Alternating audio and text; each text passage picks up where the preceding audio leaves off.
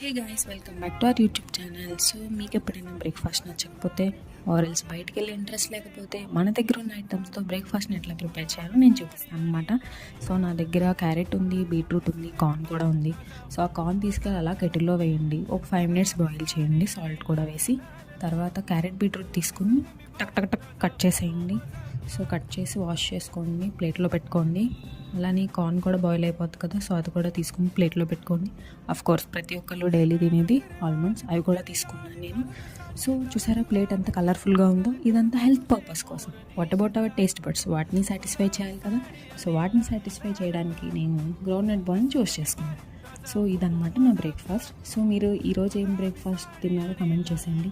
అలానే బ్రేక్ఫాస్ట్కి finishing touch కూడా ఇవ్వాలి కదా, సో అందుకే finally my favourite a sip of tea.